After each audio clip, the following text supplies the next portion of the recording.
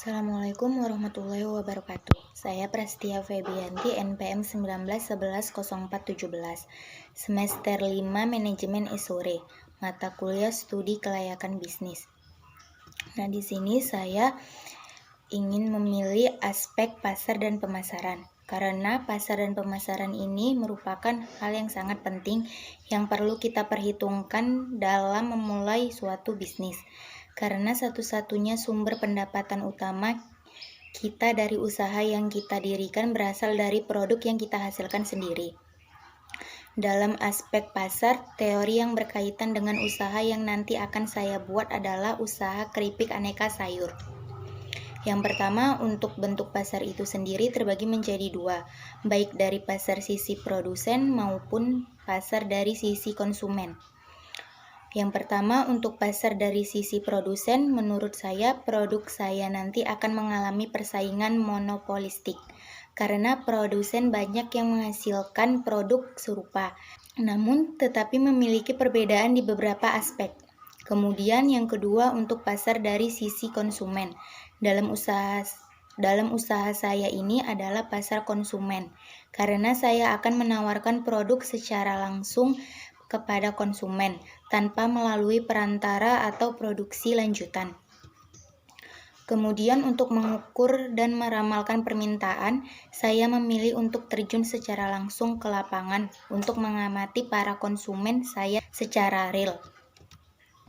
Kemudian untuk aspek pemasaran, yang pertama segmentasi pasar. Dari sisi geografis, saya memilih daerah saya sendiri, yaitu tebing tinggi. Dari sisi demografis, saya memilih usia 15-20 tahunan, tepatnya pelajar SMA atau bisa juga dikonsumsi di usia di bawah 15 tahun atau di atas 20 tahun, tergantung selera konsumen itu sendiri. Kemudian penghasilannya, produk saya ini terjangkau untuk semua kalangan ekonomi atas hingga ekonomi ke bawah. Kemudian untuk jenis kelaminnya menurut saya dikonsumsi bisa oleh pria ataupun wanita. Saya menargetkan untuk semua usia berkisaran umur 8 tahun sampai 45 tahun bisa mengonsumsi produk saya ini. Untuk yang kedua ada positioning. Di sini usaha saya bernama Keripik Aneka Sayur, di mana menjual keripik dengan beberapa jenis sayur yang diolah. Nah, di sini juga saya memberikan kepuasan kepada konsumen, baik itu dari rasa keripiknya maupun kualitas dari keripik itu sendiri. Dan cara alternatif untuk anak-anak biar bisa mengonsumsi sayuran. Untuk yang ketiga ada psikografis. Nah, di sini segmen dari usaha saya ini dikhususkan kepada kelas menengah ke bawah sampai menengah ke atas, di mana di sini dari harga yang saya tawarkan yang bisa dikatakan relatif terjangkau, yang dapat dijangkau oleh konsumen menengah ke bawah dan konsumen menengah ke atas. Seperti konsumen yang menengah ke bawah itu yang belum memiliki penghasilan sendiri seperti anak-anak sekolah, dan menengah ke atas itu seperti pekerja-pekerja dan orang tua. Dari bauran pemasarannya, yang pertama ada produk yang saya tawarkan. Produk yang saya tawarkan itu dari bahan-bahan sayuran seperti keripik kentang, keripik wortel, keripik ubi jalar, dan keripik terong. Dan banyak lagi, masih banyak keripik-keripik sayuran. Yang kedua, price atau harga. Sekisaran harganya itu relatif tergantung jenis produk yang dibeli atau sayurannya. Nah, sekisaran harganya ada dari 10.000 sampai 20.000 per 250 gram.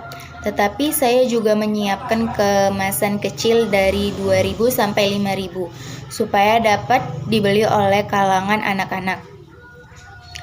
Kemudian yang ketiga ada place atau tempatnya.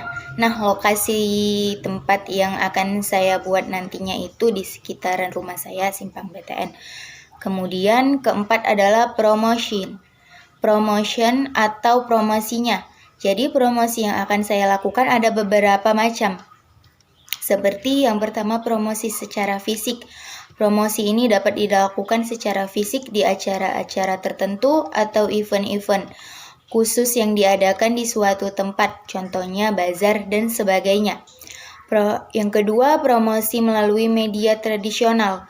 Nah, yang dimaksud dengan media tradisional ini seperti media cetak, seperti koran, majalah, dan media elektronik seperti radio dan televisi.